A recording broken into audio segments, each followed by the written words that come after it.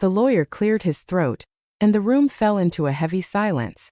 My parents sat like royalty on their end of the long mahogany table, my sister by their side, glowing with entitlement. I had been invited out of obligation, not respect, and I knew it. The reading of my grandfather's will wasn't supposed to surprise anyone. He had been generous to my sister for years and distant with me, at least on the surface. I had long accepted my place in the family, an afterthought. The lawyer's voice was slow and formal as he read through my grandfather's final words. A large sum went to charity, a vacation property in the Alps to an old business partner. Then came the name I knew would come next. My sister's name echoed off the walls like a slap. $10 million. Just like that. Her face didn't change. She expected it, and so did my parents, nodding approvingly. Then the lawyer moved on. When he reached my name, he paused. I thought it was from pity, maybe he felt sorry for what he had to say next.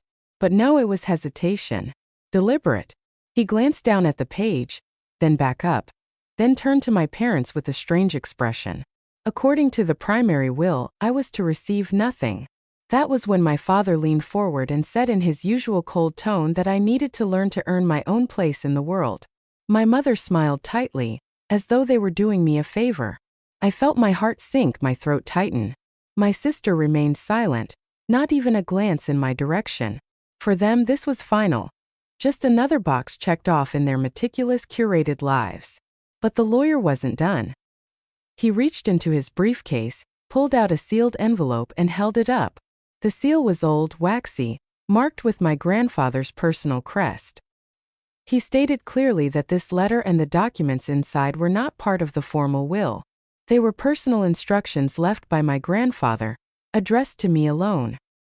He had given them to the lawyer in private years ago, with the directive that they were to be read only after the official will. The moment the letter was opened, everything shifted. The lawyer's voice dropped as he read the contents. It wasn't legal jargon this time. It was personal. My grandfather had written about me, about how he had watched me grow, how he had seen what my parents refused to see. He described me as strong, intuitive, and capable. He wrote of my struggles, how I was blamed for things I never did, how I was cast aside, overlooked, made to feel like I was less. He said he had kept a secret, a very large one. The room felt colder as the lawyer unfolded another paper. It was a deed. Not to a house or land, to a trust, a massive one my grandfather had built quietly over the last 15 years. He had invested in my name without anyone's knowledge. It was worth significantly more than what my sister had received, but it came with a condition. I had to claim it alone. No press, no family involvement, no advisors from my parents' circle. It was to be my beginning. A new foundation separate from the legacy of control and manipulation I had been raised under. The room erupted. My mother shot up from her seat, face twisted, voice rising into a scream that didn't even sound human. She accused the lawyer of forgery, of betrayal. My father slammed his fist on the table, demanding the papers be handed over for inspection. But the lawyer remained calm. It was legal. It had been notarized years before the official will, and it had its own binding structure. And as my parents spiraled, as my sister's calm exterior finally cracked into confusion, I sat still. For the first time in my life, I wasn't waiting for permission to speak. I didn't need their approval. I had been seen. Someone had believed in me when no one else had. The lawyer handed me the folder. Inside was the full trust documentation, a separate letter in my grandfather's handwriting, and a key. No explanation, just an old brass key attached to a worn ribbon. The rest of the room faded away as I held the papers. The lawyer gave me a slight nod, the kind only someone who's waited years to witness justice being done could give. I didn't know what the key was for. Not yet. But I knew this, my life had just changed. And theirs had just started to unravel. I walked out of the law office with the folder clutched to my chest like it might vanish if I loosened my grip. The sunlight outside felt unfamiliar, too sharp, like the day hadn't caught up to the reality I'd just stepped into. The weight of years of being dismissed, ignored, told I wasn't enough was still with me, but it had shifted. No longer a burden, now a kind of proof. That I had survived something invisible and now it was finally being named. I didn't go home. I didn't answer the flood of calls from my mother. I didn't look at the texts from my sister that started with confusion and quickly turned to passive-aggressive guilt-tripping. I took a cab to the one place I remembered my grandfather speaking of, once and only in passing, a cottage near the coast, tucked away past the state lines, a place my parents always dismissed as his eccentric getaway. The brass key felt warm in my pocket, like it knew where it belonged. It took hours to reach it. A long stretch of highway, winding roads, and finally a gravel path hidden by trees and silence. The air smelled like pine and saltwater. The cottage wasn't big, but it was beautiful in a way that made you pause. Stone and wood, vines climbing the frame, a wraparound porch with a view of the sea.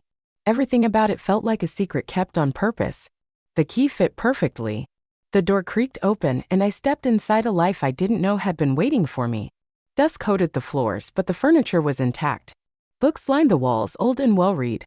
Framed photographs hung crookedly, all of them of me, some from when I was little, smiling in the park, others from school recitals, science fairs, even candid moments I didn't know were captured. My grandfather had been watching, quietly documenting everything my parents ignored. I felt my breath catch in my throat. Every part of this place whispered, "You matter to someone." On the kitchen table lay a small leather journal with a note tucked beneath it. It was his handwriting again, careful and clean. "This cottage is yours. You won't find its name in public records. I bought it in someone else's name, but it's always been meant for you. The trust is not just money, it's your escape route. You don't have to play their game anymore. Do something different. Something that belongs to you." I sat on the worn sofa and opened the journal. It was filled with his thoughts, not financial notes or instructions, but real reflections. He wrote about how he regretted allowing my parents to become what they were. How he had watched my mother grow cold, consumed with social status and resentment. How he saw her favoring my sister, grooming her to reflect everything she believed a legacy should be. But he wrote something else, something harder to read. He had tried to step in once. Quietly. A conversation, a suggestion. My mother hadn't just ignored him, she had cut him off, accused him of manipulation, and demanded he stay away from me. That's when he stopped visiting, stopped calling directly. But he hadn't abandoned me. He had worked around her, building the space, creating the trust, and watching from the shadows. He wrote about how it broke his heart to watch me shrink into the background of my own life. Tears slid down my face before I even realized I was crying. The journal wasn't just a record, it was a map. He had left clues about how the trust was structured and, more importantly, what he wanted me to do with it. He wanted me to build something. Not just survive. Not just prove my parents wrong. He wanted me to create a legacy of my own, not made of money or power, but of independence, resilience, something real. The next morning, I called the lawyer and asked to meet again alone. We met at a small cafe near the office, and this time, he didn't treat me like a footnote. He treated me like someone who had stepped into her own story. He explained the trust in more detail. It wasn't just wealth. It was ownership, property, international investments, copyrights to works I didn't even know my grandfather held. He had protected it all from my parents' influence by creating layers of legal shielding. They couldn't touch it, and more importantly, they couldn't stop me from using it however I wanted. But there was something else. A sealed envelope that hadn't been opened yet. It had a date written on the front, today's date, and inside was a letter that changed everything again. He wrote about my birth. How my mother had tried to hide it.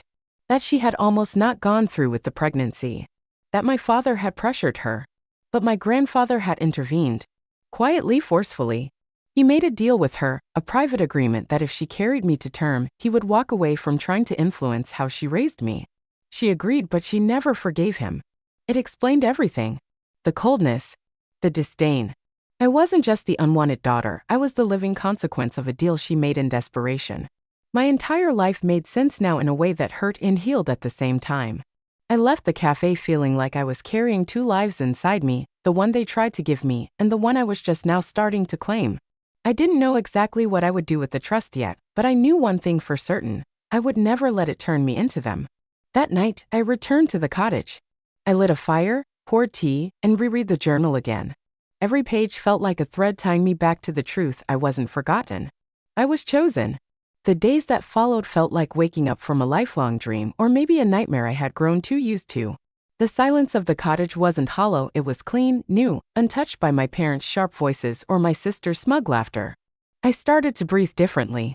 I no longer flinched at every message notification. I no longer wondered if my choices were good enough for people who had never wanted me to make any at all. But that didn't mean they let go quietly. My mother's calls turned from angry to frantic. My father sent official-sounding emails demanding clarity about the trust. My sister sent a single voice message that I couldn't bring myself to open. I knew they weren't interested in me. They were interested in what I had, or more precisely, what they thought I shouldn't have.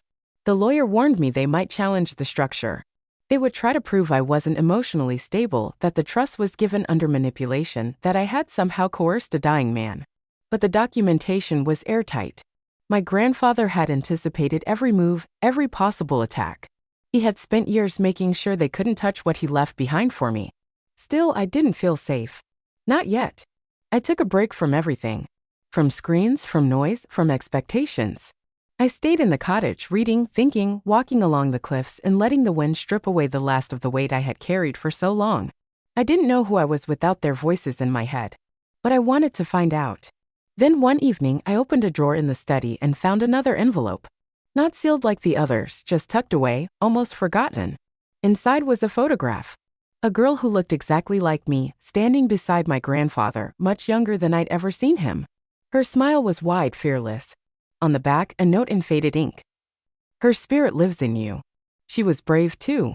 Don't let them kill it. I didn't know who the girl was. A cousin? A sister of his? But I understood the message. My grandfather saw more in me than just a second chance. He saw continuity. He saw something in me that had once been lost and needed protecting. I wasn't just the black sheep. I was the thread that kept a forgotten truth alive. With that understanding came clarity. I couldn't hide forever. I returned to the city, but not to their world. I rented a small workspace using the trust. I began sketching out a foundation, one that would provide mentorship and funding to young women cut off by their families. Those who had been told they weren't enough, who were denied inheritance, opportunity, or dignity. I didn't want revenge. I wanted to rewrite the story. And then I received a letter, a real, handwritten letter, from my sister. She said she had known something was wrong for years. That she saw how differently we were treated but didn't have the strength to speak out. That she had learned to survive by becoming what they wanted, but it came at a cost. She said the money hadn't brought her peace. That it felt hollow, conditional, like everything else in their world. She ended by saying she was sorry, not just for the will, but for all the times she had stood by and watched. I didn't respond right away. I wasn't sure if I wanted to. But something had changed in me. I no longer felt like the discarded daughter. I no longer defined myself by their choices. Weeks later, I did write her back, not to reconcile, but to be honest. I told her I hoped she would find her own freedom, the way I had. I told her the trust wasn't a weapon or a trophy. It was a second beginning, and that I intended to use it to help others find theirs too. I never heard from my mother again. Last I knew, she had started telling people the will was tampered with, that my grandfather had been confused, unwell. She couldn't stand the idea that he had seen through her, that he had chosen me. My father kept trying to get in touch through lawyers, all of which were ignored. But I never felt the need to prove anything to them again. Months later, I stood at the edge of a new property, an old school I planned to renovate into a shelter and mentorship center. I held the brass key in my hand again. It didn't open any doors here, but it no longer needed to. It had already unlocked the most important thing, the truth. I was no longer the forgotten daughter. I was the one he believed in. And for the first time in my life, I believed in me too.